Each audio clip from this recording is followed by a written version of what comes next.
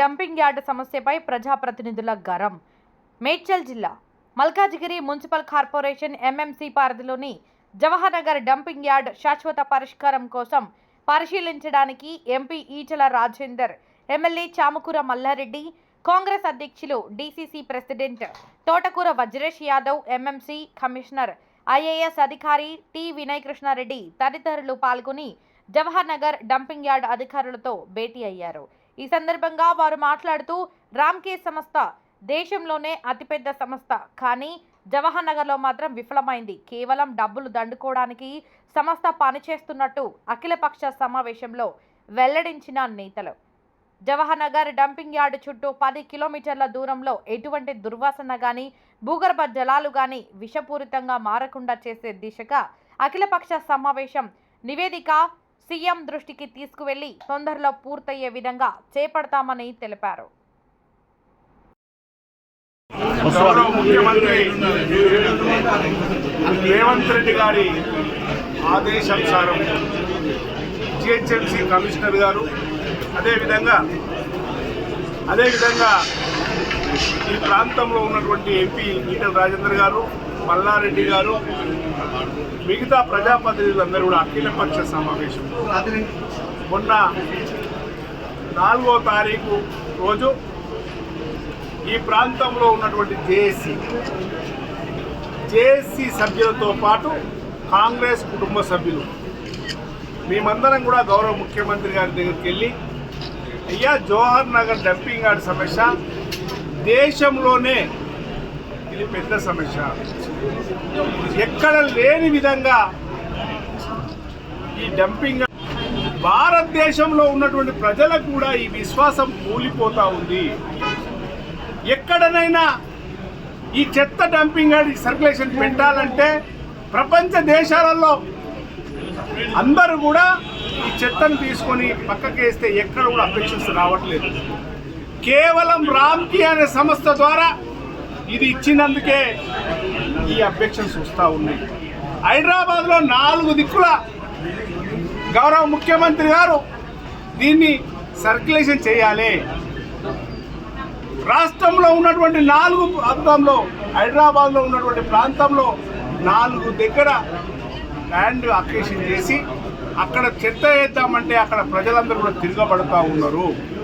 ఎందుకు తిరగబడుతూ ఉన్నారు ప్రజలు అంటే, రామ్కి అనే సంస్థ మీద విశ్వాసం లేక ప్రజలు తిరగబడుతూ ఉన్నారు. జవహర్ నగర్ డంపింగ్ యార్డ్లో ఈ వాసన చూసి, ఇక్కడ ఉన్నటువంటి పొల్యూషన్ను చూసి ప్రజలు తిరగబడుతూ ఉన్నారు. అందుకోసమే గౌరవ ముఖ్యమంత్రి గారు అఖిలపక్ష సమావేశం ఏర్పాటు చేసి ఈ ప్రజల సమస్య తీర్చాలని చెప్పి ఈ సమావేశం ఏర్పాటు చేశారు. నిన్ననే జిహెచ్ఎంసీ కమిషనర్ గారు, అదేవిధంగా సంబంధిత అధికారులందరూ, వాళ్ళతో పాటు ఎమ్మెల్యేలు, ఎంపీ, ప్రతిపక్షాలు ఉన్నటువంటి ప్రజాప్రతినిధులు అందరం కూడా కూర్చొని చర్చ చేశారు. ఈరోజు రామ్కీలో కూర్చొని ఈ సమస్య ఎట్లయితే సాల్వ్ చేస్తామన్న దాని మీద చర్చ చేసినాం. ఈ చర్చలో తేలింది ఏంటంటే, రామ్కీ అనే సంస్థ మీద ప్రజలకు విశ్వాసం కూలిపోయినరు.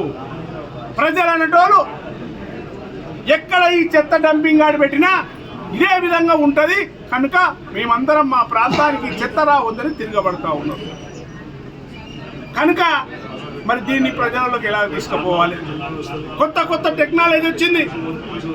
ఆ టెక్నాలజీ ద్వారా గౌరవ ముఖ్యమంత్రి గారి దగ్గరికి మళ్ళీ రేపో ఎల్లుండో ఇక్కడ ఉన్నటువంటి జేఏసీ వాళ్ళతోని, కమిషనర్తోని డిస్కస్ చేయమని చెప్పినాం.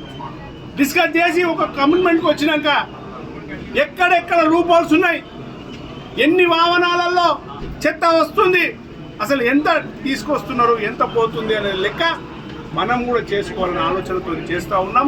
ఎక్కడ మున్సిపాలిటీ నాయకులందరికీ నేను కోరుతా ఉన్నా, కాంగ్రెస్ కుటుంబ సభ్యులందరికీ ఏ ప్రాంతం నుంచి ఎన్ని పనులు వస్తున్నాయో మనం కూడా లెక్క చూసుకోవాలి.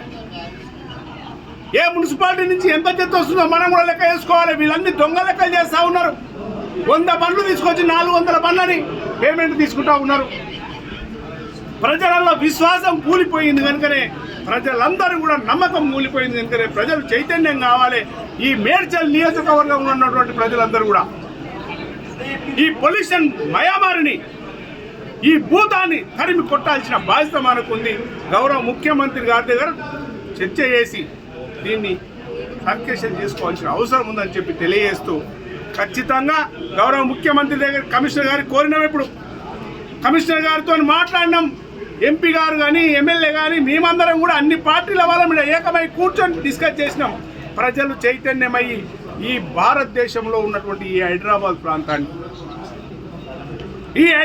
ప్రాంతాన్ని కాపాడుకోవాలంటే ఎక్కడి చెత్త అక్కడ పోవాలి, ఎక్కడి చెత్త అక్కడ తీసుకుపోయి పక్కన వేయాలంటే ప్రజలలో విశ్వాసం మనం కూలిపోకుండా ప్రజలందరినీ ఏకం చేయాలి, ప్రజలకు తెలియజేయాలి.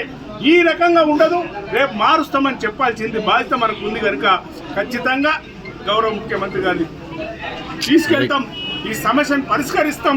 గత 30 సంవత్సరాల నుంచి ఆ రోజు 2002లో 7 మున్సిపాలిటీల చట్టాలు వేసిండ్రు. ఈరోజు హైదరాబాద్లో ఉన్నటువంటి 3% ఉన్నటువంటి ప్రజల చెత్త అంతా కూడా ఈడికి వచ్చి పడుతుంది కనుక ఇది రావద్దు. ఎక్కడికక్కడ సర్క్యులేషన్ కావాలి, ఎక్కడికక్కడ డిస్ప్యూట్స్ కావాలని చెప్పి ఆలోచన చేస్తా ఉన్న ముఖ్యమంత్రి గారు దానికి అన్ని పార్టీల వాళ్ళు ఎక్కడైతే ఈ చెత్త తీసుకుపోయి వేస్తారో ఆ ప్రాంతంలో ఉన్న ప్రజలను ఏకం చేసి ఆ ప్రజలకు తెలియజేసి అన్ని పార్టీల వాళ్ళు సహకరించాలి. భారతీయ జనతా పార్టీ కానీ టీఆర్ఎస్ కానీ అక్కడనేమో అడ్డుకుంటాం, ఇక్కడ వచ్చే నీతులు చెప్తామంటే నడవదు. ఖబర్దార్ అన్ని రాజకీయ పార్టీలకు ఎక్కడనైనా ఈ చెత్త ఈ జవహర్ నగర్కే వస్తే కాదు, మీరందరూ అక్కడ బీఆర్ఎస్ కానీ బీజేపీ కానీ మిగతా నాయకులందరూ కూడా ఈ జవహర్ నగర్ ప్రాంతంలో ఈ ప్రజల దగ్గర మమ్మల్ని కోరాలంటే మేడ్చల్ నియోజకవర్గమే కాదు, మేడ్చల్ జిల్లా ప్రజలందరూ రేపు పొద్దున మిమ్మల్ని క్షమించారు. అక్కడ పోయేమో ఒక ఆయన ఈ చెత్తకు అడ్డుపడుతాడు, లారీల ముందు కూర్చుంటాడు, మరి ఇక్కడ వచ్చేమో నీతులు చెప్తా ఉన్నారు. మీరందరూ చైతన్యంగా అండి, ఎక్కడ ఉన్న అన్ని పార్టీలు గౌరవ ముఖ్యమంత్రికి సహకరించి గౌరవ ముఖ్యమంత్రి గారు తీసుకున్నటువంటి నిర్ణయాన్ని స్వాగతించండి. ఎక్కడికక్కడ సర్క్యులేషన్ చేసుకుందాం, ఈ సమస్యను తీర్చుకుందామని తెలియజేస్తూ ప్రెస్ మిత్రులు కూడా మీరు ఆలోచన చేయాలి. ఏ పార్టీ ద్వారా 10 సంవత్సరాలు తెలుగుదేశం పార్టీ అధికారంలో ఉంది, 10 సంవత్సరాలు కాంగ్రెస్ పార్టీ రాజశేఖర రెడ్డి గారు ముఖ్యమంత్రిగా ఉన్నారు, 10 సంవత్సరాలు కేసీఆర్ గారు ముఖ్యమంత్రి ఉన్నారు, 30